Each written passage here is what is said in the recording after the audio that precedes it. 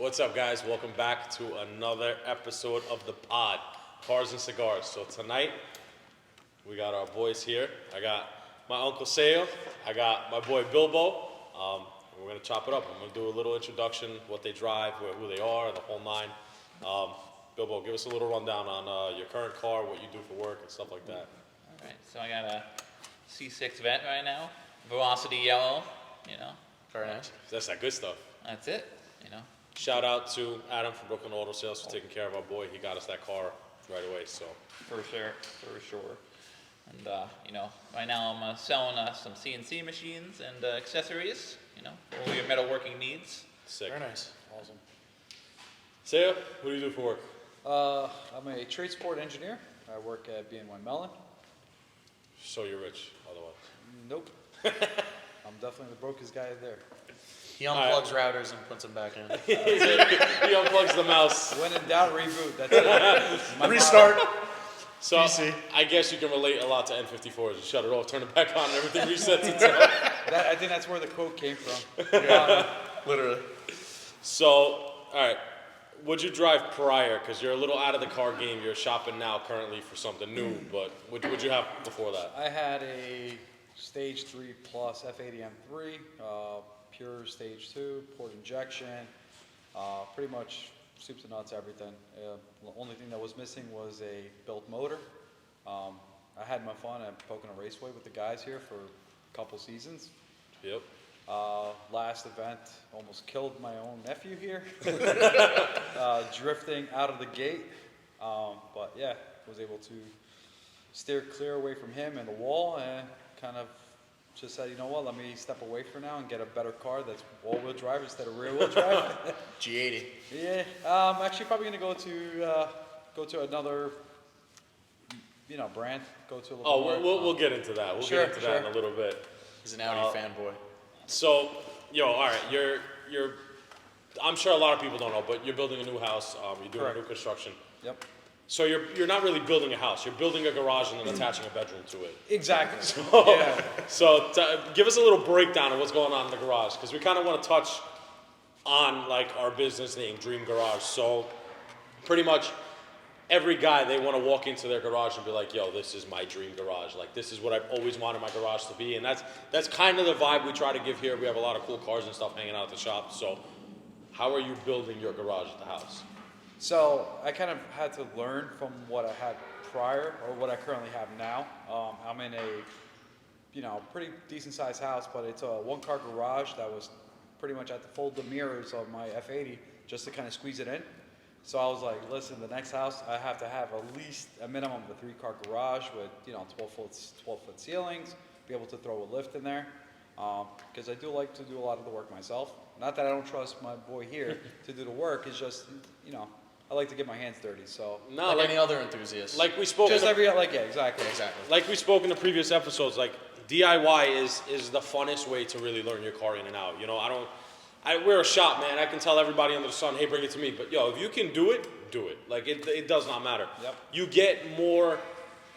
I don't know how to put it, bro. It's kind of like a relationship. You get like intimate with your car. You really learn the in and out of your car. There's satisfaction, Yeah. I get upset at my car now because I have nothing to freaking do to it because it's so damn reliable.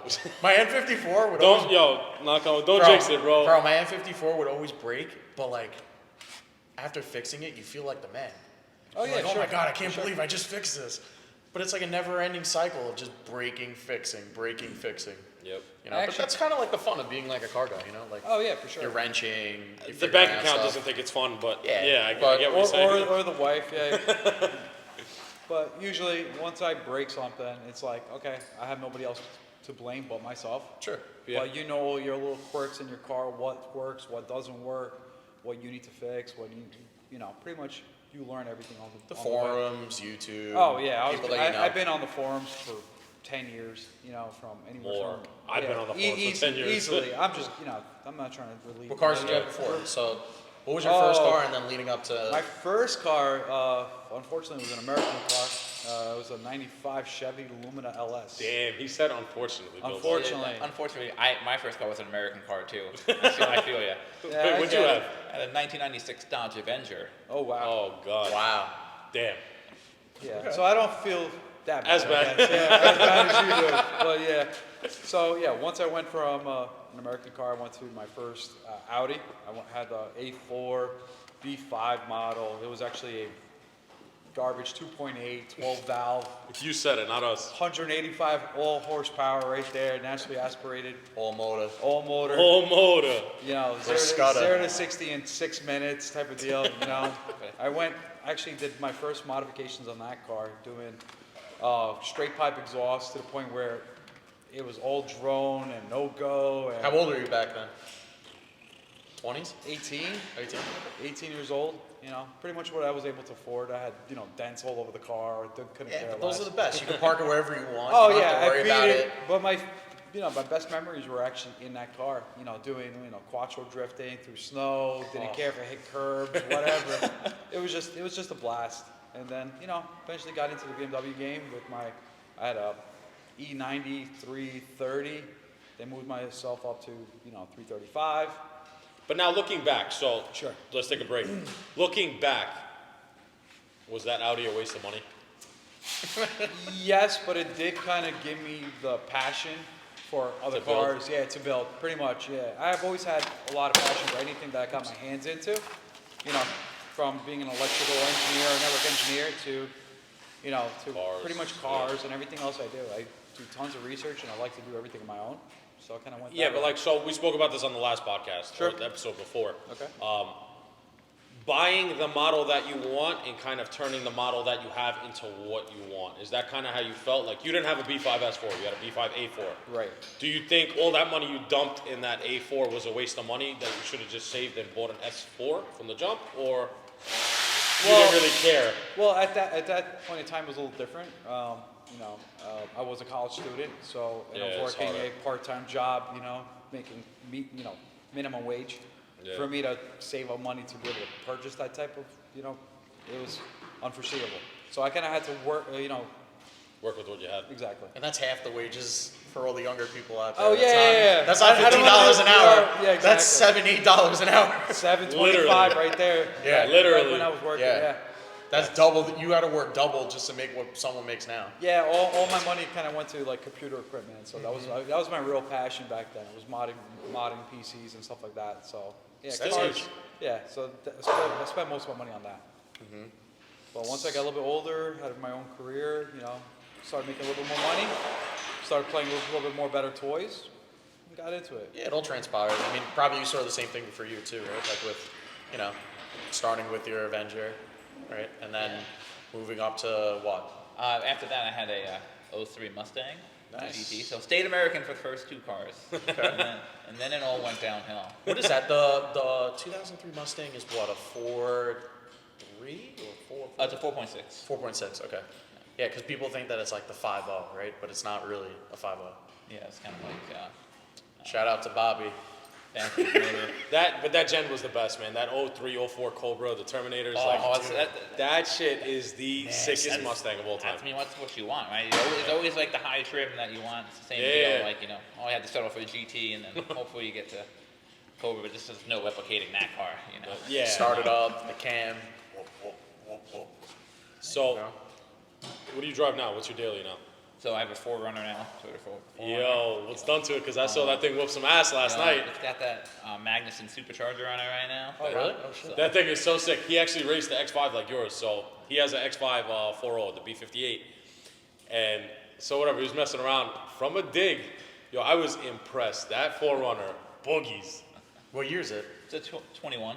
21? Oh wow, so it's a Nice. new car. Yeah, new body, but Still has warranty left. No, I have 66,000 miles on that. Oh, I would expect you to have avoided the warranty by now. Well, it's voided anyway. That's why it's but, now. It was it voided is, yeah, regardless, sure. But I mean, the supercharger. so it was cherry on the top. That's it. You installed it yourself? Yeah, Nice. did that. It was Easy pretty or good. no? I mean, it took like 6 hours, I'd say. Okay. So it was pretty simple, Magnuson does a good kit. So Magnuson supercharger is what, a certificate? No, so it's or- root style. It's like it's a Okay. TVS blower that's on it. So I really don't know any differences between superchargers. Can you elaborate on them or no? So a root style. This one, it's a positive displacement they'd say. So that's a 1.3 liter blower. Okay. Instead of a centrifugal, which is more like a turbo style, like looks Okay. like a turbo. And then the power comes on a little different. Like the root style is like more instant torque down low. It's like and what the C7Zs run. wines. Okay. Yeah. And then you know, the And then like centrifugal. going back, sorry to cut you off, and then like going back to like that Terminator, they do a Whipple. So the Whipple has the actual pulley like, right on top of the Yeah, blower. that's it. Yeah. Right Oh, there. so Hooks that's up like to the for like the E9X people, those are like Harrop. the Harrop. The Harrop kits. Got yeah. it, okay. So like an ESS or like a Gentani setup would be a centrifugal Okay. blower, and then you have Whipple that has the actual pulley on the snout of it. Okay. And then Root style is like actually built in. Yeah, it's like it's attached to an intake manifold. So you take off your intake manifold, you put this one on, You just slap that in. and you just put like in. That's why, like, if you look at the way, like the C7Z is, all you see is like a lid on top. That's literally, that's your blower right there. So it's built into your intake manual, like you said. Interesting. Yeah, because you know what it is like, growing into like into the turbo game now. Like you don't really see that many superchargers. Whereas before, all the cars were NA. You had that split. You could either go supercharger or turbo. Right. Yeah. Right. So I never really saw the differences between both of them or knew about the differences. But it's actually cool to see it. No. I actually had a V1 for a short amount of time. An interesting story. For the time that I had the radar detector, within like 2 weeks, it caught a cop coming back home. I was going to Hofstra, coming back home from Hofstra, and it caught a state trooper literally like right in the middle. And it's saying K-band. And that was literally the only time that I ever got caught a laser with it. And then after that, I was like, all right, I don't need this anymore. So I just sold it. ever since I had Valentine, I have the Gen 1 still. I had it on my F80, and I have the Gen 2 on this one. I've never gotten a speeding ticket probably ever since I owned one for like about, let's say, 10 years. And the first time I got a speeding ticket was I didn't have the V1 and the new X5 and didn't catch the trooper on the side of the road, pulled me over for 55 on the Always 35, happens that way. and I'm just like, the one day I didn't throw it into the car Literally. and I get pulled over for a speeding ticket. And it's been like forever since I got a speeding ticket for that. Crazy. So, but it's well worth the investment, honestly. It pays off in the end, especially if you have a heavy foot. And you can, Why are you looking at me? well, You only have to pay once. you only had to pay once. Buy once, cry It's once. definitely an investment. You know, you save yourself all the tickets and the hassle of going to court and taking days off. Oh, And, the worst, man. I got caught once going, bad story, but still a very good story. Coming back, it was actually, so tomorrow, we're 2 days away from Thanksgiving. So, funny this all transpires. My friend Matt was like, oh, come play golf. We're going to play golf at Sunken Meadow. And I had my 335. He's like, don't speed. I'm like, all right. I'm like, good joke. That's not going to happen. So I drive on the Sagatos. If you don't not familiar with Long Island, it's a road that goes north and south. So going north to play at Sunken Meadow, and me being ignorant, I'm going 90. Trooper pulls me over, go off to the side. He comes around the side and he's like, what the hell were you doing? You were just going 90 miles an hour. I'm like, sorry, officer, the car in front of me was going faster. The guy flipped out. And I'm only like probably, I think I was like 21, so 7 years ago. And luckily I had PBA cards and a little bit of privilege. He dumped it down to a 70. Luckily I didn't get arrested. But, it just goes to show that, one, I shouldn't have never been speeding. That's the first thing. Yeah. Second, maybe a radar detector would have helped me, but at the end of the day, really, you shouldn't really be speeding to begin with unless, you're doing it on a track or a private course. Or Mexico. Or Mexico. yeah, Everything's I'm legalized. definitely an advocate for the whole, Mexico? Yes. no, not the Yes. whole Mexico, but The track is a lot of fun, man. definitely keep your speeding to the track. Like I was telling you guys earlier, I had a story leaving the car meet with Sal and Nikki and these guys. I'm driving back home into the city on the 495. Literally, I'm just, I had the M3, I'm pushing almost, 750 horsepower, give or take, nothing crazy. I had fully 85. I Pure could smoke. stage 2 turbos. Yeah. High flows. Yeah, pretty much soup to nuts, everything. And I'm just coasting, just chilling, relaxing, doing like 55, 60. Couldn't care less. All of a sudden, I see on my mirrors, I'm looking behind me, an E39 just blows right by me, and it's like a 530 or 528, whatever it was. Yeah. So it's just a beater, and flew right by me like I was standing still. And in my mind, I was like, should I even bother to chase him? Not worth it. I look on my right side, a Honda Accord flies right by me as well. And I'm just like, what's going on here? These guys are just flying with each other. Maybe not even like a couple hundred yards in front of me. They come right in the middle. Boom. They do a nice love tap sideways. The kid with the E39 flies right into the median, head straight right into it. I'm dodging every piece of plastic that came off that car. All of a sudden, on the left-hand side of a huge Expedition, just rams them. And I'm just like punching on the brake, swerving here and there, and I'm just like, going nuts. I'm like, holy crap, it was like, my life flashed before my eyes. Sure, I was like, I've had those moments too. I was like, who knows?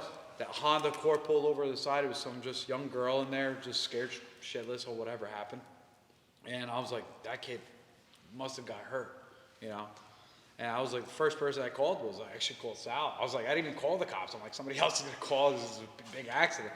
I was just like, Sal. You were just with me. Yeah, I was just with Sal. I was like, listen, dude, I'm lucky that I'm here because that could have easily just been me. They could have sideswiped me, took me off the road easy.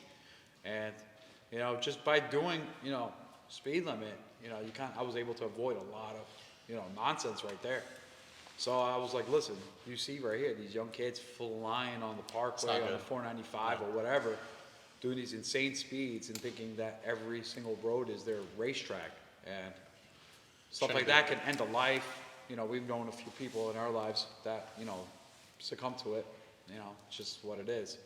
And that's why I always say, listen, if you're going to speed and have fun like that, just take it to track. Or just like me and Bilbo, we take our passports and we head out to Mexico. Yeah, head out to Mexico, but at least, you're going take to a be flight. safe about it, you know Listen, what I mean? if you're going to head out to Mexico, There's always a time and a place. look, if you're going to head No, out of to course. Mexico, make sure that there's absolutely no one in Mexico. Exactly. Okay? Don't be the guy that goes out into Mexico, right, and sees 20 cars in front of you trying to go 120 miles an hour. That is not smart. Yeah, I've been... Either way, you should be taking your car. If you theoretically want to see how fast your car wants to go, get off the streets. Go to the track. Test it out. You get everything out of you to do it. Like, for me, this year was actually the first time I actually took my car to Poconos, right? And I actually got to understand the limit, somewhat of the limit of my car, right? And then going past the cones at like 140, I'm like, oh my God, dude, like, this is pretty crazy, Like, the car's going really fast. You're starting to see like the little tweaks in suspension maybe that you could have done if you went a different setup, right? Yeah. Like my setup on my car is the DDC coilovers from KW. So it integrates completely with the car. I can run it in comfort, it runs comfort. If I want to put it in sport, it runs sport. And it changes the dampening features of the car. Yeah, actually I had something similar to my M3. I had the Bilsteins, Dampronics, it's really good, like as a daily driver type of ordeal. You get best of both worlds. Best of everything. And Yeah. the best thing I could have ever done when I came back from my E90 having KWs on the V1s, you kind of feel like the compromise is there. It's not as, a step up from like a V2 or a V3 or even a club sport. Like those, you see the difference in the engineering of those dampers and how it all works. Oh yeah, of course, for sure. Yeah. So, I don't know, I've had radars and stuff too. I think it's a waste of money. I don't know, yes and no. I have it so many times where it literally sits in my glove box. Again, if you're in Mexico, you don't have to stop technically, because it's not illegal there, No one knows what I'm talking about. But I think it depends too. Like, for the most part, if you're just going on the highway 70, 65 to 80, like you're probably okay with just ways or something. And if you're doing something where you're going like, 90 plus, you're probably still going to get in trouble by the time you throw down with your radar detector. at that point, if he hits you, I think it's a little late. Literally. Yeah. think it's a little late. I've always said once the laser's on the radar detector and you hear that magic bong sound, and all it just pretty much states is, congratulations, you got a ticket. Especially if you're alone on the road and you hear that, it's like, good job, you got a ticket. You know, those guys with There's the a trophy. those guys with the lasers and the radar, you know, like people who do like the cannonball rallies. I Sure. don't know if you know like what those are, right? So, you know, coming from New York all the way to LA, those guys had everything just posted up. But they were also talking about how efficient Waze is. Yep. Like Waze is incredible. Like having people post like, hey, look, there's an accident here. There's a cop here. You know, it kind of. I've actually known a few state troopers that actually goes on the Waze and actually remove themselves off the highway. Really? Once they start seeing that they're been labeled on the Waze app, they'll sit there and just go, whoop, remove myself off and just sit there and get the next guy. Yeah. It's only as good as the people around you, so. You know. Yeah, It's true. Don't You gotta talk stay about it, active. be about it. right, exactly. You gotta rely on other people. Yeah. Yeah, I don't know if I'd put a potential ticket in the hands of other people, but Yeah, but you went out of state, like out of New York. Like, do you think the radar was gonna help you? Like, well, one state you can't have the radar is Virginia, right? Did you ever have like a scare story in like Virginia having a radar? I've driven Never? I've driven to Florida just this year alone, like 3 times with the X5, and especially when you start going like 1,200, 1,300 miles, you know, total trip. a trip like that, I agree. I think it's a great asset to have on a trip like that. Right. I don't take off my radar, especially if I'm going through Virginia, regardless of whatever their state laws are. What are the essentials to a road trip? Wow, a lot of snacks, iPads for the kids, you know, a good book for the wife so that she could leave you alone and you just kind of zone out, listen to music, and just keep going. But yeah, also another thing, especially I love with the X5, you know, it does have the self-driving. You can put it, literally, it just takes control of the steering wheel, and you just set a speed, set a distance for the next car, and you could just keep going. And you know, the massage seats helps too, course. especially, so it keeps Driving in luxury. driving in luxury. You know, I kind of went all out. You know, it's a fully built car the way course. I wanted it. You know, special ordered it. But yeah, it makes those 1,300 miles easy, no problem. Well, you ordered that car literally right as COVID started. Correct. And then we could segment into the dealer markups, what they're doing now Don't with get me cars. started, bro. Right. So The worst. when I ordered that car, I was actually coming off a lease. So when I purchased that car, I financed this one. It was literally right. I ordered the car before COVID hit. The car was delivered into the dealership in New Jersey. It was Ramsey BMW. New Jersey put a statewide shutdown for all businesses. My car was sitting there for about 2 months before I was able to do a private pickup, which was fine. But once I actually ordered the car and I haggled with a few dealerships, I was actually got that car for about 13 to, I can't remember exactly the price, but I know it was under $15,000 under MSRP. Yeah. They were good just old COVID days. They definitely lost. Pre-COVID days. They Yeah, definitely literally. didn't make any money on me at that time. Now, you know, went to go kind of see a bigger car. Went to look at the X7. They were like, "Yeah, we'll sell it to you for MSRP. That would be the best." And I'm like, "Listen, I've been a 12-year plus BMW owner. This is my literally. this is my third X5. Where's the loyalty here? Where's my under MSRP prices?" They're like you and every other guy coming in here for a car. Exactly. They were like, "Oh, your car has, we'll pay you over what you actually, paid for your car. They'll give me good money for it." And I'm just like, "Great, but I'm actually gonna lose money on purchasing this car for MSRP." I'm like, I'd rather keep it and have equity in my car. Right. You know? The amount of negative equity that people are rolling around with in their cars is Yeah, It's you'd be interesting. surprised. It's yeah. scary. It's scary. I used to be that guy. I'd be like, who cares? I lose $5,000 on the car, whatever. I'm upside down on the loan. Who cares, Just yeah. trade me in, get me something new, something nicer. I've done it. hopefully you have gap insurance if something bad happens. Always got it. Always got the gap insurance. Joe, just in the only case. gap insurance we give is in Mexico, boys. Yeah. Full coverage. Yo, what's your road trip essential? It's a great question. I would say if you're gonna go, I'm very Florida, particular. New York to Florida, New York let's to say. Florida. Definitely check. Like if you're gonna go like step by step, tire pressures. Make sure that your oil change is done. If I guess your spark plugs are bad, but change spark plugs, air filter. But if let's say going on a road trip, good music, plenty of snacks, Yep. water, pissing can just in case you have to take a piss on the side of the You, road. you don't realize how much time you actually waste, especially if you're trying to get somewhere down in Florida, from a long distance trip like that, just on getting food and getting gas. Yep. You'll add hours. And I've tried to beat my record getting down there multiple times. What's your record?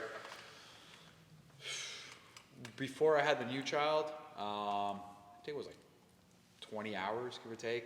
And It's not bad. It's not bad at all. It's like a 24-hour Yeah, trip, isn't it? that easy, Yeah. 24 hours. Now, since I had the new, the new baby, when we went down and coming back up, I had to do the whole pullover. Going down there, we got a room. I said, you know what? I'd rather be safe than sorry. Smart move. Yeah, just sleep in, wake up early, bright and fresh, grab breakfast, and everybody's out the door. We're good to go. I don't mind adding another 8-10 hours, whatever it is, on my trip. Just so I can make sure I get there down safe. But Things in a rush lead to bad things. I agree. You take your Especially if you're time. pushing, it's hard. If you think about it, staying up 20 plus hours and trying to trek through the. Yes, but it all depends what car you're driving. Bro, me and Pete flew down to Miami, Yeah. picked up my the Frozen E92. Yeah. Yo, Red Bulls, jerky, Cheez-Its. That's Dude, it. flew home. I think, I'm not even kidding. Yo, we stopped every time I had to fill up. Which was probably way frequent because you're flying through. No. So the Mexican way home through Mexico. Right. to That's, get- that's a long detour, though. Yeah, right? it's a detour, but we did it in it was like 18 hours and 15 minutes. Wow, that's impressive. Bro, that was the funnest drive I have ever had. And I'm not gonna lie, I took my chances in Virginia. I was like, I don't care. I want to get home. Yeah. But that was, and you know what it is? It's the type of car I was driving. Sure. Like I drove, so I bought my Benz also. I bought my Benz in Florida, Yeah, in Naples. I remember. Yep. Yo, it cost me, I'm not even making this up, bro. It cost me, it was like $83 from Naples to New York. Diesel, baby. Diesel, yep. Yo, sickest thing ever. I only had to make 2 stops for gas. That was it. I got home with a little over a quarter tank left, and I only filled up twice. So, Crazy. but that was so boring. I was like, all right, cool, whatever. I got a diesel. It's getting great mileage. Like I wasn't driving it hard to really see how far I can like make the tank last. And I was getting like 700, 715 to a tank. That's amazing. Diesels are crazy when it comes to fuel economy, man. It's But like, yo, I will take that gas price, even now gas prices, in my M3 any damn day of the week. Any day, bro. I will take that trip over and yeah, over it's and fun. over. You're just revving it out. But you need a good co-pilot. Oh, you, yeah. You need a good co-pilot. It was me and him bumping music, just chatting bullshit in the whole ride. Flew back, dude. It was awesome. Stock car. It wasn't modified. No, I literally bought an exhaust in Florida, installed it in Florida, dropped the tune in sick. Florida, drove home. Bro, I wasted no time because I was like, you know what? We're in Florida. Let's at least make a weekend out of it. Yeah. So we went down. Was it a Meister? Was it the It was a Meisterschaft GT2. Nice. So I hit up my boy Dexter in Florida. I was like, yo, I got a car right now. I was like, source me an exhaust. One of your Florida boys got to have it. I'm like, get me an exhaust right now. Went to a shop. We slapped it in. Drove right home with an exhaust. Sick. I was like, yo, I cannot stand 18 hours, bro, in a stock M3. It's not happening. Gotta have something. So no, right away I called. I was like, yo, give me the tune, send me the file. I threw the pump file in it, threw the exhaust in it, bro. Flew home. Uh-huh. That's It was- awesome. Yeah, I couldn't do it. What about you, man? Do you have any stories of like road tripping? Or the essentials? I mean, the essentials, I think, you guys, the snacks. I mean, I really like where he's at with the beef jerky. That's where it's at. Jerky, And then, Cheez-Its, and Red Bull, baby. That's personally, it. I like podcasts and audio. Podcasts are huge. Yeah, listen to Joe Rogan. If you all the way guys down. listen to us on your way on a road trip, let us know, please. I doubt it, but good to keep in mind. Podcasts are huge. Definitely. Or murder mysteries or something like that. it's kind of crazy when you listen to like Ted Bundy stuff and it's like, Murder mysteries? yeah. Relax. What are you listening to on murder one takes some mysteries? Like, what are they talking about? Just Murdering people? pretty much. Mystery. Yeah, but they're leading it up. They're not like. Yeah, wives killing their husbands, giving Oh my my wife God. ideas, that's just what it is. Yeah. Anything to help pass the time. Exactly. It is, yeah, exactly. But yo, going back to what you were talking about at the dealer, Sure. what do you guys recommend? Like, what do you guys prefer? Private sales or dealer sales? Ooh, that's a great question. Because I've had my fair share of bullshit with both, man, and I'm ready for this one. a great story about my 340 that I bought. So, Remember this? you remember? Oh, yeah. So, I bought a car. Oh, so to lead it all from the beginning all the way to the end. My friend Tommy. So, I sold my E90 in 2021. I went a whole year without a car. So I didn't need a car because I was working from home. Was able to ditch like one of my parents' cars and stuff like that in the meantime if I needed something. Stayed disciplined enough up until a point where I was like, all right, I need a car. More power to you, brother. I couldn't do that. Literally. So I was talking to my friend Tommy, and I was like, dude, find me a car. You know, we were just bullshitting over the phone. He's like, dude, check this out. $340, great price, but it's in Hartford, Connecticut. So I'm like, okay. So I called the dealership. I'm like, hey man, you know, do you want to do it for this price? No, we can't do it. And this is obviously now, these people are trying to be hard on prices. They're not moving. Everybody's trying to get the next person. So I'm like, all right, man. I was like, look, interest rates are good enough. I got great deal, 1.79%. You'll never see that for a while. No, yeah, and I was like, you know, I'll bite the bullet. I'll pay close to what they're asking for. So I went by myself. I took a train from Long Island up into New York City, and then an Amtrak all the way to Connecticut. So figure 4 hours of commuting time getting to the dealership. So as I get to the dealership, you know, I speak to the rep, I talk to him, you know, it's around like probably like 3:30. So figure, you know, the DMV, just to give you some pretext, the DMV for Connecticut closes at 4. So I test drive the car drives great. We get back to the dealership, you know, and the guy at the finance department's like, hey man, you know, we got to sign this paperwork. We got to sign frantically. And I'm like, okay, let me, you know, I'm trying to get the car too, but I'm without a car. So I'm kind of like stuck with this. Yeah. I have no other choice but to get this car. So I signed the paperwork. He faxes it over to the Connecticut DMV.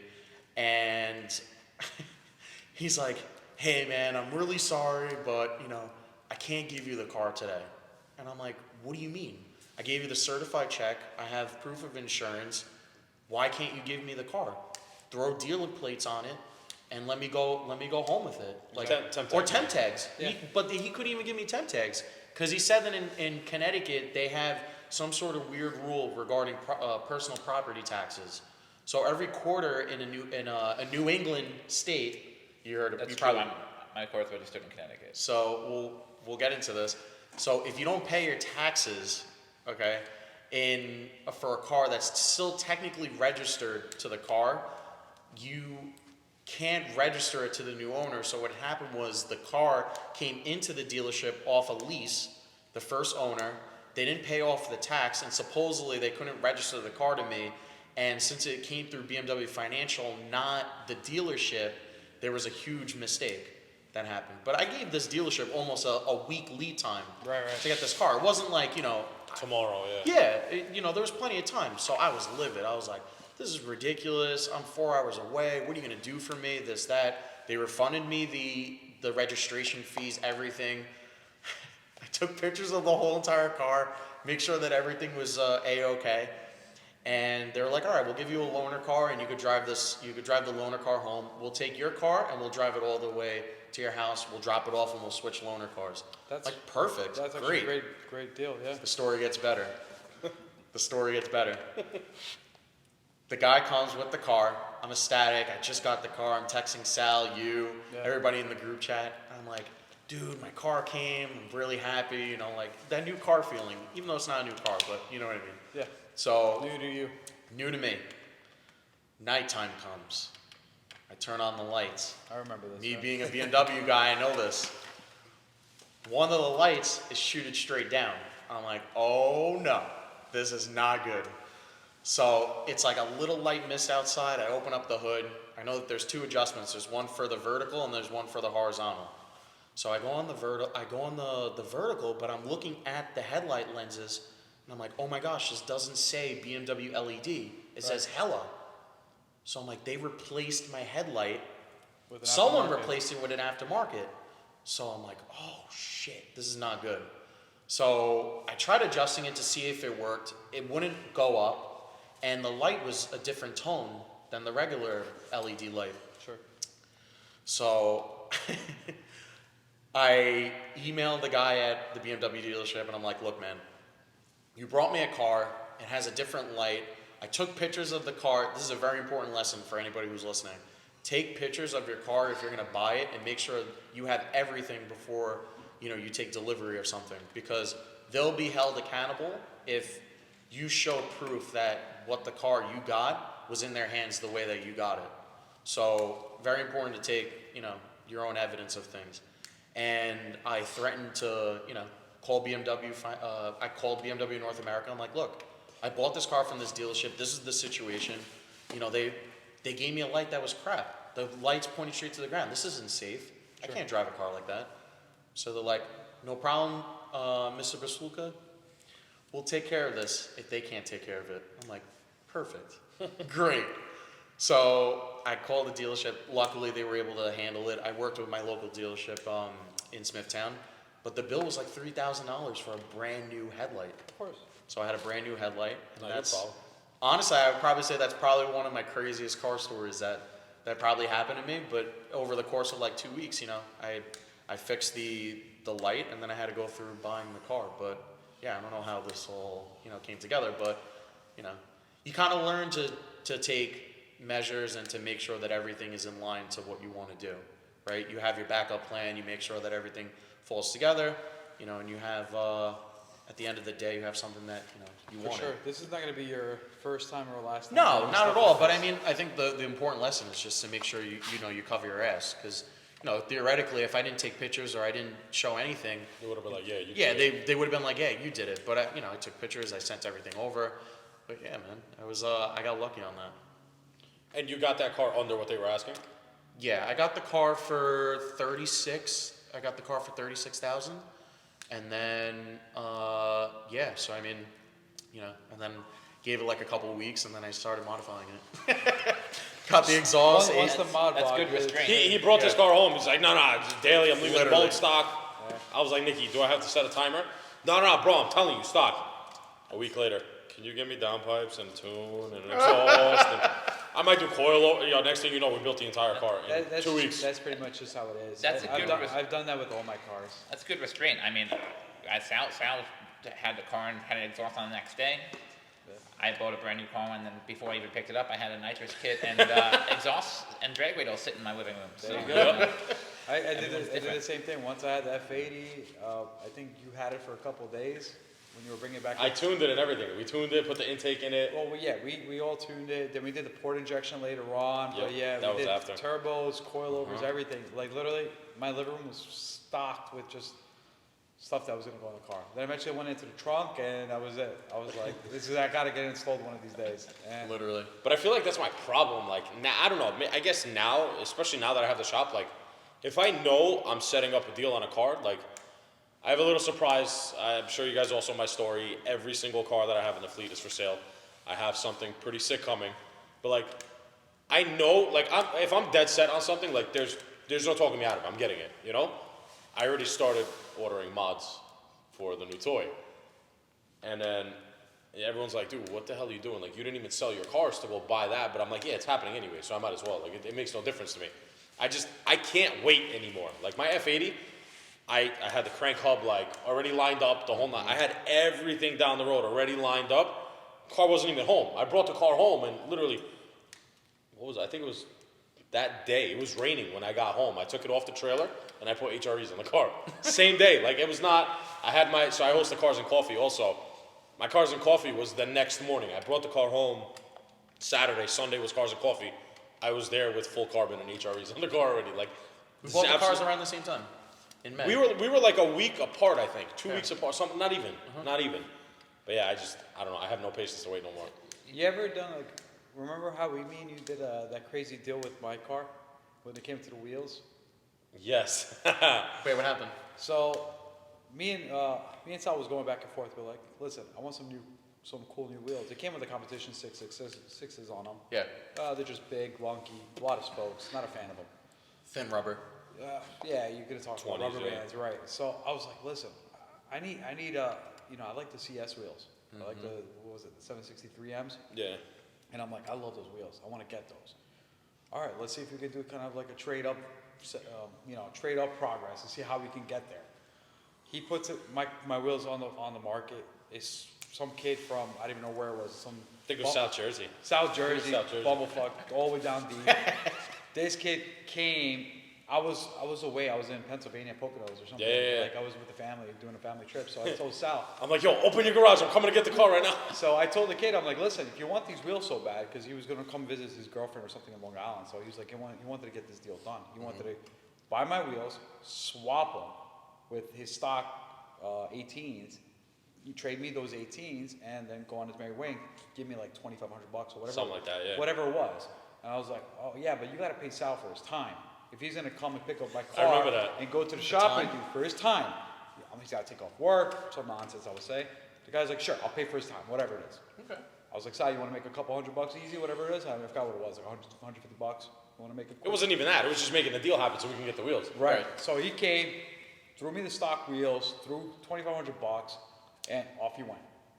The guy swapped the wheels right there and then for him at the shop where we told him. Sal went, and I was like, all right, Sal, what do we do now? He's like, I got the wheels. So we picked up from that kid in Queens. What was his name? My boy Shaw. Shaw.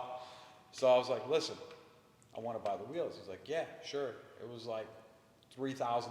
3,500 they were. 3,500. 3,500. I was like, yeah, no problem. I'll buy them. Boom. Paid for the wheels. Got them. Sell the Now 18s. I got the 18 sitting there. Not even a couple days later, he got some other kid picked up the wheels. All in all, I got brand spanking new wheels with brand tires for $100. After everything was all said, Literally came out $100. literally That's insane. $100 on the dot. I was like, listen, I just got brand spanking new tires and wheels that I really wanted originally for $100. And I was like, that was just amazing, like hustling and bustling right there just to get those wheels. Wow. And we did it in like in record time, like in a week, everything was taken care of. Not even. I think it was like 3 or 4 days. Yeah. I had everything lined up because, like, that's how I am. If I want it, it's gonna get done. I don't care what it takes. And once you have a good, like a good community and a network of people that you know, and dude. You make a call, like, you pretty make much a call, get and just about everybody's just anything. like, yeah, you can get anything you need from wherever, and you can make deals like Yeah, that. the It's internet's just- crazy like it's- that. You can it's find amazing. everything from anyone. Not even. It's just a lot of personal connections that I built with guys with Sure. cars throughout the years. You know, like Especially in the car meets, like once we Yeah. hang out with the car meets, you know everybody. You know, you start hanging out with a lot of people, and you see these guys week to week or every other month or whatever it is, and you just get to know people, and it's just like things like that happen like that. And easy. I don't know, man. I went to the gym and I was just talking about like, yeah, I'm gonna go on a podcast, and this guy that I know, he has C7 Z and also a 335. And I was mentioning in the group chat, and Sal's like, "Who is that, Jeff?" I was like, "Yeah, that's freaking Jeff. How do you know Jeff?" It's like, "Yeah, man, I know Jeff since all this time." I started driving, bro, like 10 years now. Yeah. It's a small world, man. The car is. community is just so. even though it's pretty big and vast, in our Especially in the tri-state. especially in the tri-state, our community is pretty tight and small, and you get to know Yeah. everybody. Sure. You know what's happening. So I always Gossip, tell people, man, no bad blood in the car community, bro. It comes around way faster, and for you to make something happen, Right. if you have to pull a string, it's keep your good relationships, man. Even if you have that bridge fall out, reach out. Don't be that guy. You know what I mean? It is what Talk it it is. out. Yeah, no. You it's can just- you can be either good for the community or you can be blackballed just like that, and nobody will very ever true. deal with you ever again. Yep. And you'll be like the laughing stock of the community. But I And also- we've seen a few laughing stocks. So Yeah. I mean, I feel like it also comes with the territory of the kind of car you own. Like, Sure. if we're gonna touch on the topic of like old versus new cars, like, it all depends, man. Like a lot of the E36 guys, it's the younger crowd. They get these cars for a lot cheaper. There's no market for like that kind of car. But then you get into like, let's say the Porsches. You're dealing with a different type of different. it's a different class. Different class, different owner. Yeah. Sure. Like it's just listen. It's not the affordable. Not that it's not affordable, but it's not the $15,000 car that anybody can just go grab. Right. Like it's a different type of status. It's a different type of I guess class category. Build whatever you want. quality. No, not even that. It's just in general, just like the type of ownership. Like Yeah, it's, I mean, most people who are buying Porsches, it's not the same like BMW. I mean, we've talked about this where the next step from a BMW is Porsche, right? Graduation, Like yeah. you're graduating into the next level of, a sports car. Like Porsche allows you to see a different type of car, whereas BMW is, tries to get everything all encapsulated into one, where Porsche kind of changes their mind on how a sports car should drive. Like my old boss had a 2016 GTS, right, and NA with a GT3 bucket seats, things are sick. You know, the engines in the back, it drives different. Yeah, right? for sure. You know, the styling, but it kind of has like that cult following. I feel like, you know, Porsche. You know, like for example, before COVID, you were able to get a GT3 for like somewhere between 100,000, 110. You ain't touching a GT3 unless you're paying 140, 150. Oh, easy. You know, the markups are crazy. You know, so, RSs used to be 160, 170. Now, if you can find a good, crazy spec RS for under 200, buy it. yeah, good luck. Buy it. Yeah. Yeah, good luck. But I don't know, man. I feel like the older cars are somewhat starting to appreciate more than anything of the newer. Like the E46 M3s. It's just, bro, that market's gone insane, But then you go look at F80s.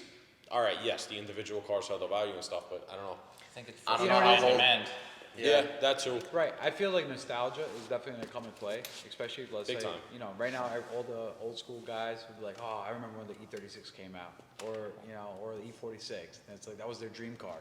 Well, one day, once the F80 becomes to that stage, they're going to be like, Or the E90s. Right, exactly. Yeah, Well, I those feel will like take- E90s are starting to happen now. It's like, the market's insane. You have a bunch of people, a cult following. You have guys like him that swear by it. Well, You know? people going back for what they thought was their dream car back when they're Obviously. coming up. Yeah. And all the mediocre cars are gone or trash now. So now you gotta pay to play. Yeah. You wanna clean Yeah, it. Literally. Exactly. Well, that's the thing. Over Literally. time, I guess they just got weed out, It's... For sure. You kind of can't, you know? Who knows? Maybe me in 15, 20 years, I'm going to be like, oh my God, I remember my F80. You know what? I'm going to see if I can pick one up and pay $150,000 for one. It's so stupid. I would never let you do that. Well, I'm just saying, you don't know what the market's going to be like that in Right, 10, 15 inflation, years. And who knows? or, that all plays into a part. It all depends on how bad you want something. And if it's nostalgic and it's, plucks those heartstrings of yours, yeah, probably. But I feel like I have a much bigger appreciation for older cars, man. I guess the older I'm getting, I'm starting to realize the E36s, the E46s. I'm like, yo, this was a lot of tech for that era, Oh, yeah, for sure. I love the new cars. I love the tech in the new cars. I love everything about the new cars. But it's like you said, something about just plucking that heartstring on an old bro. The E36 is a vibe. I have a deal lined up on both of mine. Unfortunately, I won't have E36s anymore. But something about there's no question I'm buying another one down the road, 100%. But it's just something about that car and the way it makes you feel. I'm not talking about performance, nothing. Just getting in it, and you're like, yo, this is the 90s. I don't know. It's like Benzes, if you open up an old school Benz, you open that up, it's just made of quality. You open it up and it's like, You hear the door handle. you know You hear what the I'm door talking click. about. Yeah. Even You for- close one of those things, those things are built Even right. even for American cars, his father Bobby, throw him a nice Fox body or a 5.0 Yeah, man. slow, and he's gonna be all over it. If you wanna talk There's about just some cars- people, it's nostalgia. Back then it was Camaros and Mustangs. Right. E36 M3s was nobody even looked twice about it unless you were in that type of category or market. Try to buy a clean notchback right now and see how much money you have to pay. Bro, they much were did they go Uh, brand new back If you in want, like, a 91. nice- My dad was telling me it was 17 grand, Right. brand new. Top of the line, everything out the door. Yeah. I went to go find one for him, bro, and I found one local, notch, the whole nine, exactly like he had. He had a hatch, but I found the notch. Bro, the guy wanted 23 grand, and I'm like, yo, this is 31 years later. Yeah. I think the cheapest you're gonna get into a clean one is in the 20s. Yeah, no question. But then I was also looking at the Fox body, the Cobra. Yeah. Yo, that thing is sick. Slow as shit, but it's sick. And they want 40 grand for him. I know the police ones, the 4-cylinder turbo. Yep, Those were. yep. If you find one of those, that's I don't know. New York State Troopers had that, right? Yeah, that's where it was. And Yeah. Sick. I don't Sick. even think you find any more of those anymore. And if you do, you're paying a lot for it. Yeah, no, definitely. I don't know.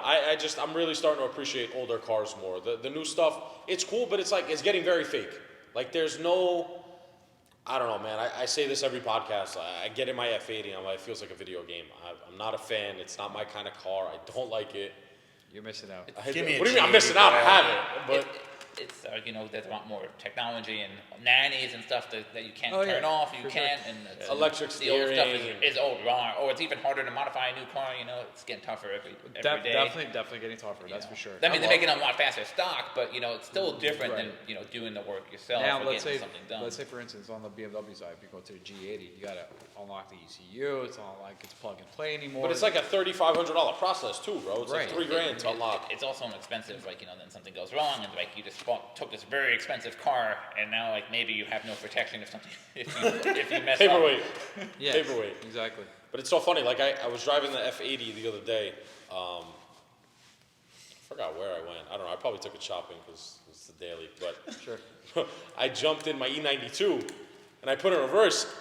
Mind you, it's a single hump. And I look at the dash and I'm like, oh shit, I have no backup camera. and it's just one of those stupid things. And I'm like, bro, did I really just look at a single hump dash and look for a backup camera? It's just, Bro, you I don't get get used the to hype it. behind that. Well, No, no. rear view cameras. No, just a single hump versus the hump. I didn't either until I Bro. owned one. Because when you Man. own one, take it on an actual road course and you'll understand. Because all my E9Xs that I've driven on a road course had a Navi. Right. And it's like you lose that field of vision. Not that it's a lot, it's not crazy, but you kind of lose that field of vision right over the hood. And then you track a single hump and you're like, dude, I see everything. And you see the actual, the hood bulge. Yeah. Night and day. Night and day. It's I all think hyped up. It's all hyped up. Me No, personally- none of these M3 people are going to the track. They're literally taking it, putting it in the garage, Speak for parking it. yourself. I mean, Sal just. Well, quote, Sal on the is, track. but what I'm saying is most people will probably buy the M3s. They're not. Well, the thing So- is, a lot of people are not going to buy. Also, a lot of guys that are into the M cars, they're going to buy pretty much a fully loaded car. Right. You know? But what I think is I think people are just buying into the hype of, oh yeah, I want a single hump. Are they really buying it because of the sole reason of it going to the track? Probably not. Who knows? Bro, I know a handful of guys that bought stripper cars. Because they're like, yeah, bro, I have a stripper car. I'm like, you don't even use your stripper car Exactly to my its potential. point. Exactly Like, my point. We drag race our car, we road course our car, we legitimately, we put that car to work, And it's like, all right, I get it, it's lighter, the whole nine.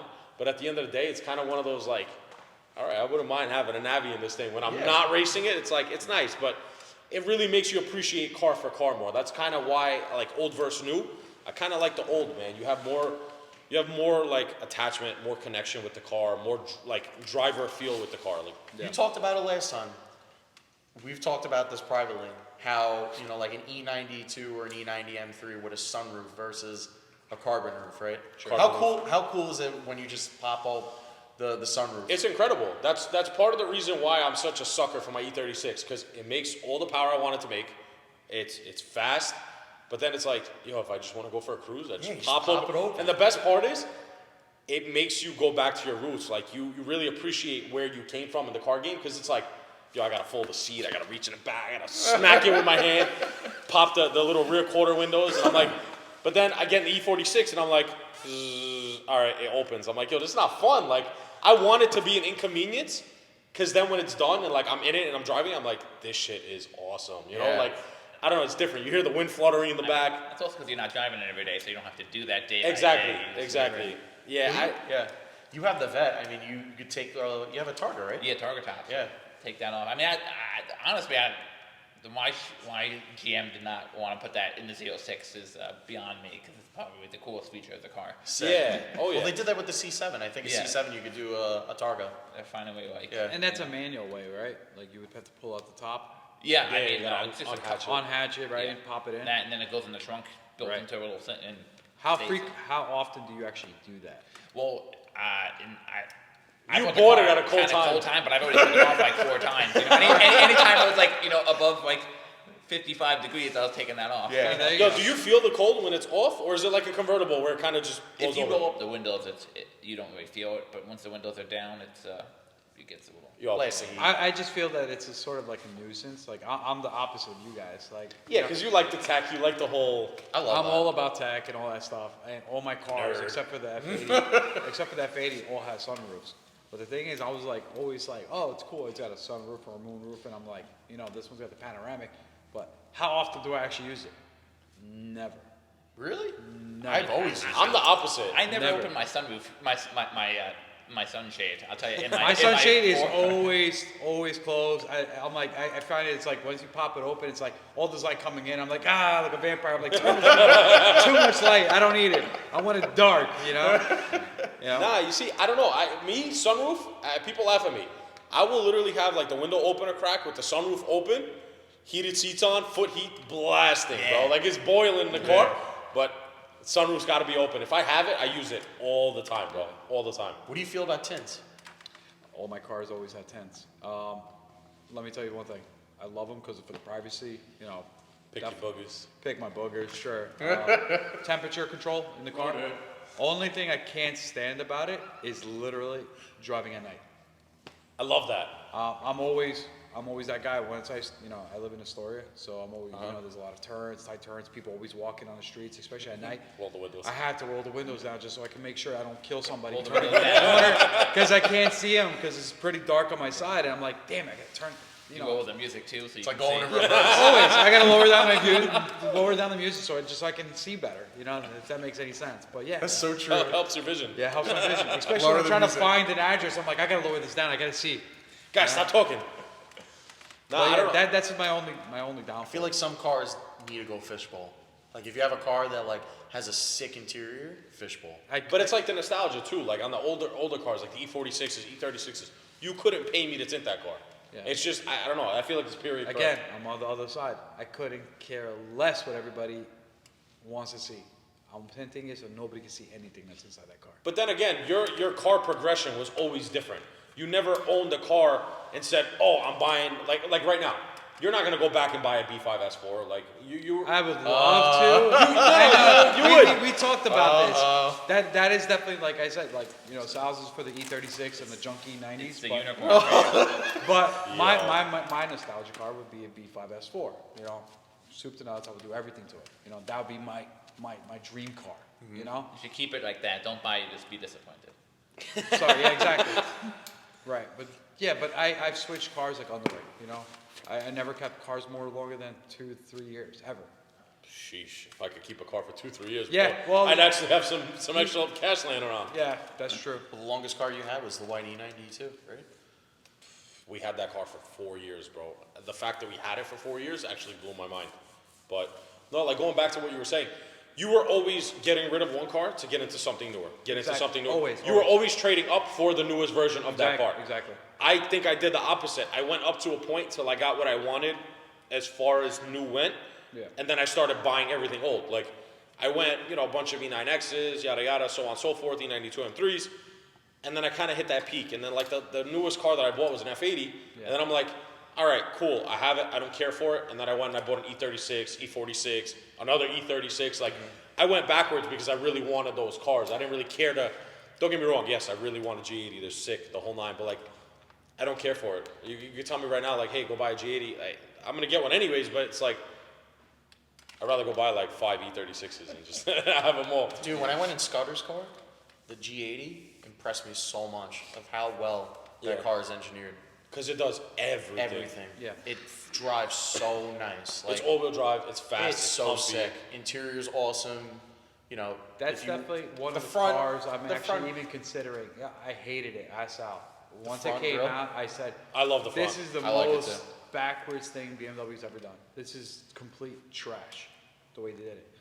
You can appreciate the engine, you can appreciate the tranny, the interior is beautiful, but once you start looking at that front lug, everything went out the window. I said, I'm not getting it. But then eventually, like everything else, you kind of get used to it. But now I'm kind of going the opposite direction, trying to go back to a different brand. Back to your roots. Right, I want to go back to an Audi. Don't tell them. Don't tell them. I would tell them. I don't care. Eventually, I'm gonna be picking up an RS6 Avant. That's gonna be my, daily. I think that's got everything that you could ever consider. All-wheel drive quattro, got all the horsepower you need. Miltech exhaust. Whatever exhaust I put on there, but just even stock, it's gonna be just an amazing car compared to everything else that I've driven for BMW. It's just gonna be a different animal altogether, and it's just a baller car, I think. If you're not putting a paint match roof rack, don't bring it here. Yeah. That's it. I don't want to be one of those posers that has it, that has nothing in it. No, but you got kids. You'll actually put that to use. Nah, I probably put my fishing poles in there and that's it. I don't know. Like I said, I like the new. I like the tech. I like keeping up with it because it's definitely a different type of drive. But I'm team nostalgia all day. Dude, Audis make really nice. Like the RS3, they make jam. They make a lot. They're of power. underestimated. They're fast. They call them what? Baby Lambos.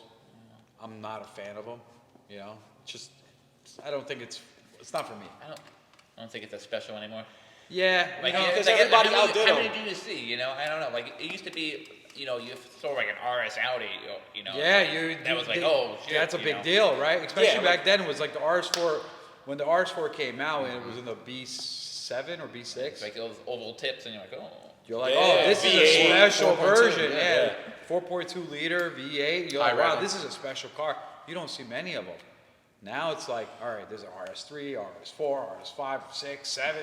Now it's like RSQ8. I wouldn't say that isn't the diluting of the brand. What gets diluted is like Mercedes when they do like the C43 AMG, right? Or C53, or the C63. M340, right? Yeah. Or you know, for Well, Audi. you can have an M on it. I don't consider it an M car. So I agree. we're I'm going- with you. It's If it just doesn't have an S in it's front of just them, an I'll M Sport spec car. I couldn't care less. They drive great.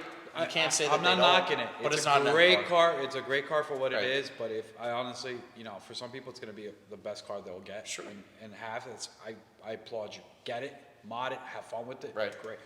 But once you get to the M class, It's different. You know, I hear it's you. a different animal. It's a altogether. different And territory, I've done it. He's done it. Mm-hmm. You know, we went from our 335s or our 330s. I went to 335. I was the first one in our team that actually had one. Yep. Kind of went crazy on it. Then went M3. I was the first Yeah. F80 guy here. Yep. So You yeah, see the evolution in the chassis too. Like even the E90 to an F Series, you see a big difference in the chassis. Like just like the way. I loved my E90, but once I went to F, that was it. Big difference, dude. It was case closed. He'll beg the difference. He'll tell you, hell no, that's not. You can't compare. I'm like, yeah, you're right. You can't compare. I still believe F80 is above and beyond. It's a better car, better engine, better training, better everything. better engine in the Well, sense the that it's training's more the same, efficient. similar, yeah, but Right. But for everyday driver car, even a track car, I just think it's a better car overall. The looks wise, destroy it. All right, now you Again. Now you get. I went back to drive his stripper M3, little tune here and there. I just can't deal with it. Yeah, it's got a nice V8, sounds fucking incredible, but I like that torque punch from a turbo, and Yeah, I agree with you on it that. was just so lacking. If I ever went back to that, I'd probably tear my head But off. we talked about on the last podcast how the E92 that's the last M car. last You real think so? M car. I No. think so. No. Yeah. F80 would I think definitely so. be the last M car. No, never. No. I think so. The E9X was the first and only V8 ever. Bro, over 100 horsepower per liter, DCT, almost perfect balance, Still slow. high revving. Very slow. Doesn't Yeah, matter. Very It slow. sounded nice, but it was pretty slow. You're getting beat by like, you know. Yeah, you No, got that's beat. like You got that in beat your by class. like newer Honda Accords. Yeah, you're rocking an we go. M3, and it's like, dude, every single Mustang. person's passing But by you- you because you have to Wait until you redline the whole downshift, then thing. you're gonna be like, oh yeah, that's why I like Mustang this. Yeah. Max and Yeah, you but guys. you didn't buy it to go fast, bro. Like I didn't. What are you All right. talking about? That was the whole purpose of an M class was to be the fastest in that group. I don't but know. on the track. I don't No, know. no, On a but- track, dude, you were gonna get smoked by everything else. I don't know You put it about in- that. I don't think they started getting fast until the F80, but you know. Yo, no, I don't know, bro. You didn't buy that car to be at that time in that era. Yes, it was the fastest of it. Yeah. But when you're comparing to different, like, bro, Benz didn't have a V8 after a V8 C class after that gen, NA. Right. So it's like you had the RS4, you had the E92 M3, and then you had the W204 C63. Right. That era, bro, that was the best time to be alive to drive cars. Period. Yeah. All V8s, all naturally aspirated. Yo, German muscle. That's what it was. Yeah. But now, like, speaking of muscle, compare Euro to American. Like, which way you going? If you want to go naturally aspirated, all muscle. No, just in general, driver, car. Like, what are you picking? Sorry, I'm gonna have to go with the European.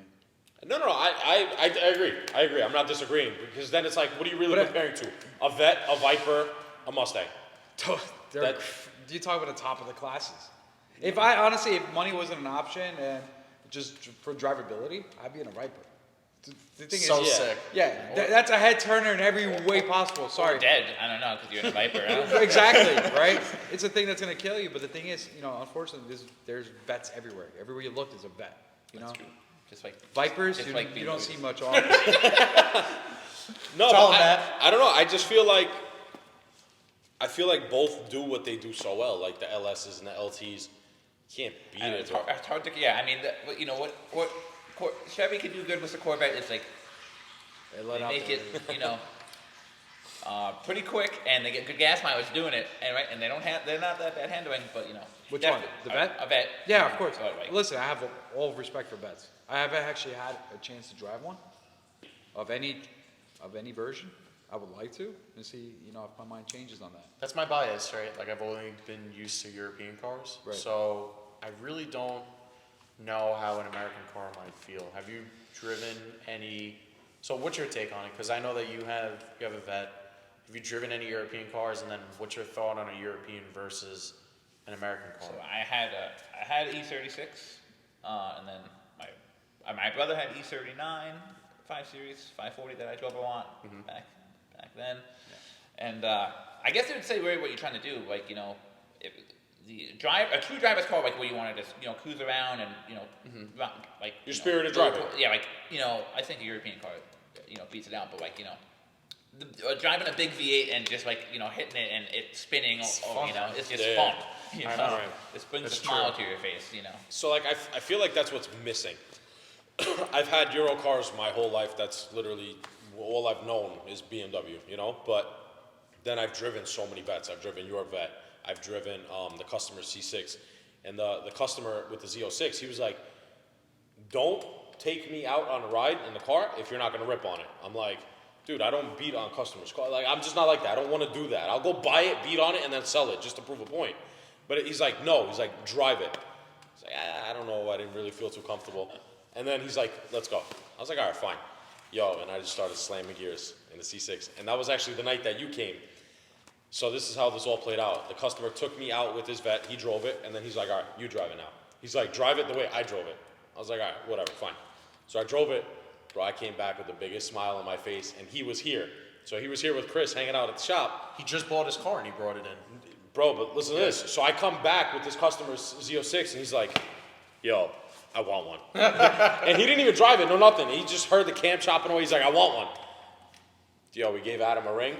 I'm not even kidding. I think 48 hours went by. Bilbo comes in with a yellow Vet. We're like, yo, what just happened here? I tell you, too, I bought a lot of cars earlier. You were talking about, you know, private party over steal it, but like that was probably the most painless car transaction I've ever had. Adam's the man, bro. Yeah, I've heard only good things. I haven't had a pleasure, but, you know, I'll definitely look into him, especially for my new purchase. Yeah, I've had 3 or 4 pleasures, man, and I'm ecstatic. So Adam's actually helping me source my new car right now. So I'm going to be trading in the F80 if anyone's interested in the F80.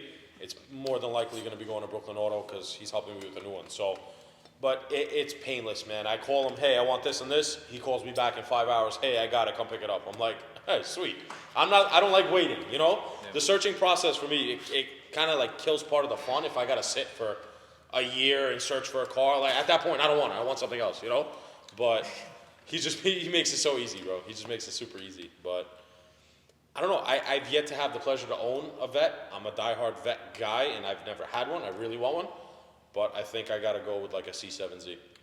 I feel like it would just do everything right. It makes all the power. It's got all the new tech, removable top, which is the biggest thing. And you can't go wrong, bro. And if you want to make it fast, you can do it pretty cheap. Yeah, compared to BMW, bro, sure. that M-Tax is in its own category. But Yeah, I was in my uncle's when he just bought it. He bought an S550 Mustang. So with the performance pack, I think it's awesome. It drives really nice.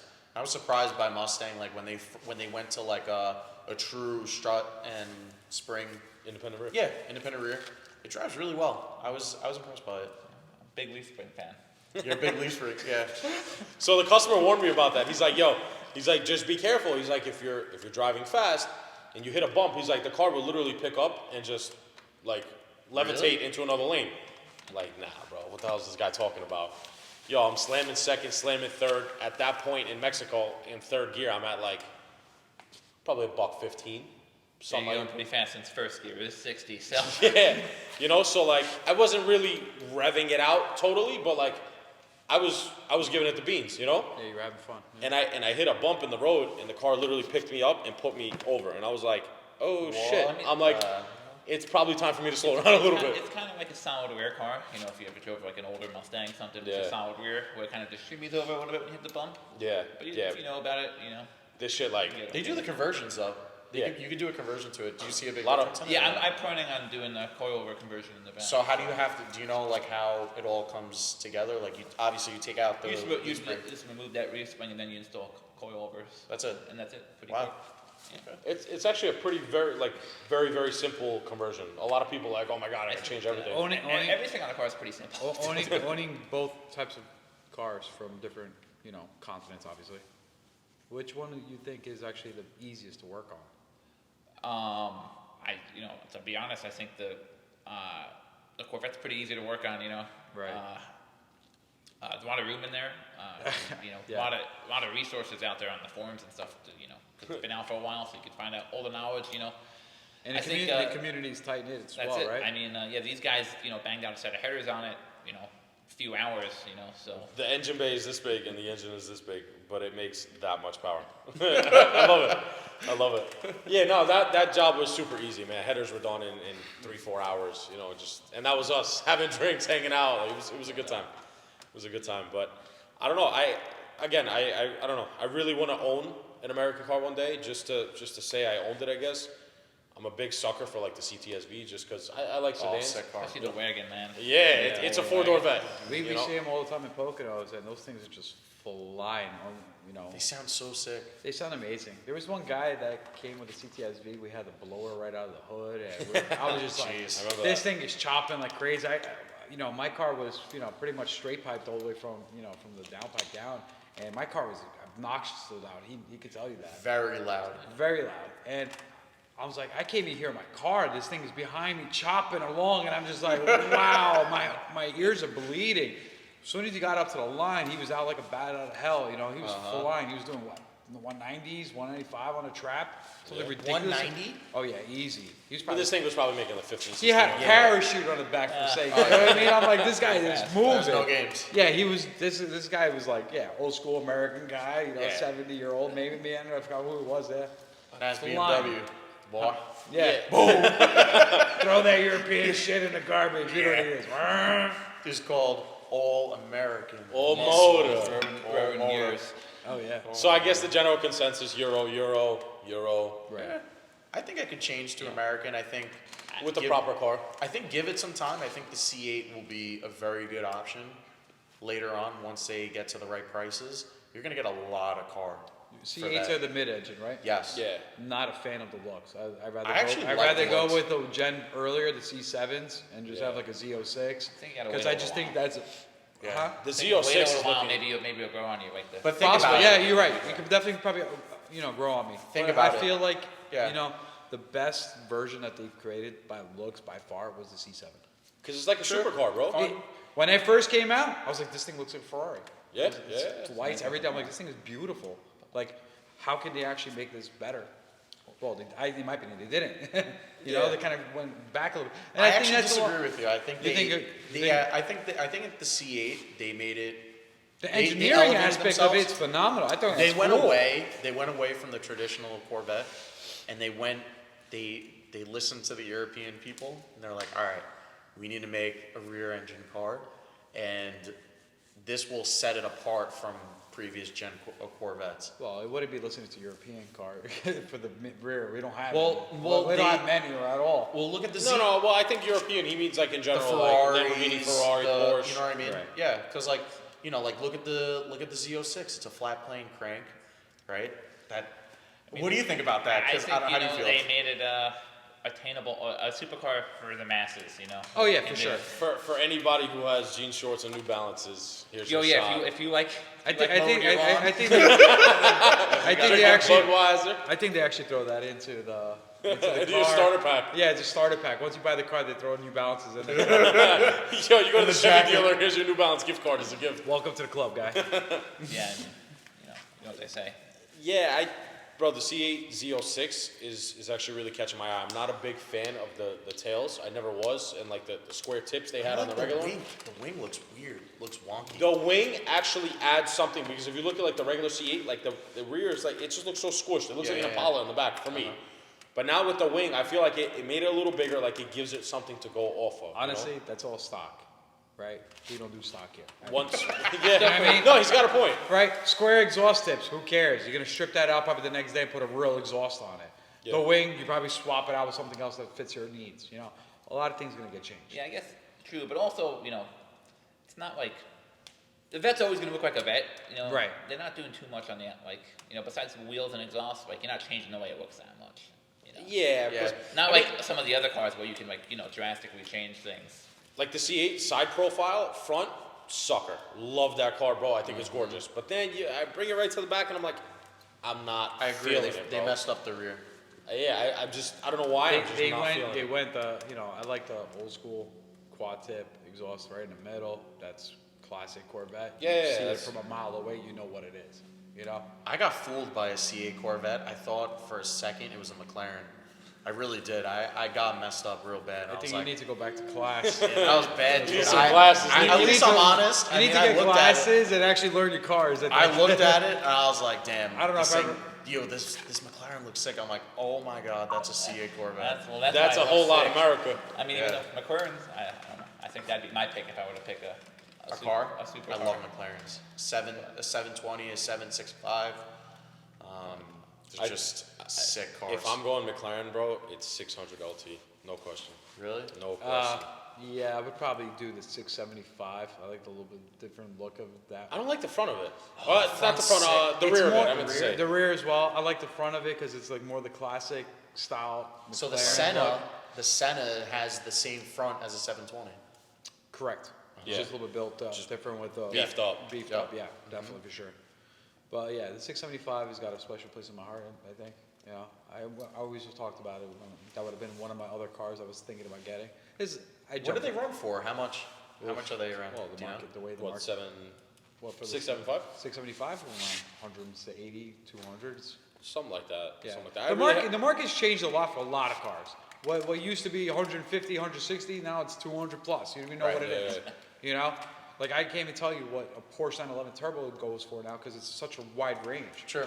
You know, what they used to be and what they are now. Yeah, two completely different price brackets. But, Right. I mean, I don't know. If we all could tell the future, we would have been hoarding a bunch of 911 Turbos or Oh, Toyota man. Supras and No, all kinds of cars that would have Supras. gained value like crazy Oh, yeah, but- and make a killing. You know? I would have been hoarding Bitcoin, but Oh, that's that's a different Yeah, I ballgame. don't want to talk about crypto. Yeah. Then, Supra's crazy. What the cost of those are these days for like Yeah, 100 bro. plus grand for 100. a 1993. You know what it is? I think they're charging what $1.50 per mile they have on it. Higher the mileage, the more it costs. I'm like, what is going on here? Yeah. Oh my gosh. They're just. I don't know. I've never been in one.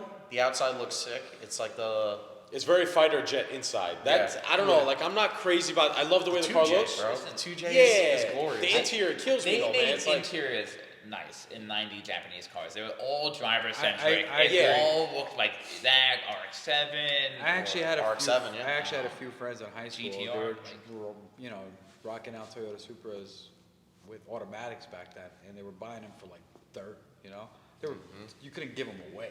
yeah. I'm like, even an automatic, I would have hoarded because that thing you It's could a Fast and Furious. That's what You really convert drove it. the value up on Right, those you cars. can convert it to whatever you want, but just the chassis and engine alone would have been like well worth it. You know. What do you think is the new two? What do you think is going to be the new 2JZ? Well, the Supra now and It's a the great 340s. question. That's a honestly- loaded question. Well, bro. it could be Very loaded anything. It question. depends on the price point too. If you want to go 2JZ, it's going to be the B58. You know.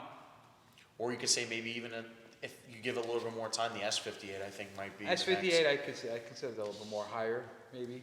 Yeah. In the thing, we don't know what it's going to be in a few years. It could be that. Who knows? Right. But I think right now, I would say the B58 is definitely that. Yeah, because that not for nothing. I'm not a big fan of the new Supra. It's just You mean the, yeah, new, I'm- the new BMW? the new BMW. Right, right. If you can get a I manual. definitely respect them. There's a lot of high They're horsepower fast. Supras, high horsepower 340s. They're they're kicking ass on the streets, and you could pull over next to a 340 and you don't know what the hell's under there, and the thing smokes you, and there's 165 on a trap. And That's you're like this guy. He makes like 1,400 wheel and just 340. Outside, he's out- full stock. He's It's out on of, all seasons. He's out of control. All Yeah, he's on seasons, baby. DWSs. Yeah, Yeah. no idea. See you later. But guys, thank you so much for being on tonight's pod. It was We really definitely a appreciate pleasure. It it. was awesome experience, definitely. Thank you for having me. So we're gonna wrap up this episode, guys. Like, comment, subscribe, share. Next pod, we are gonna drop a couple more hints on what we plan on buying. We're gonna have some more heated discussion. But I think next topic we're probably gonna go like JDM Euro American, get a little more topic in there. But we definitely wanna have a RS, M, and AMG discussion. So I'm gonna work on getting a couple A&G, M, and RS owners in here. Let's set up a big podcast. And guys, we look forward to seeing you on the next one. Peace.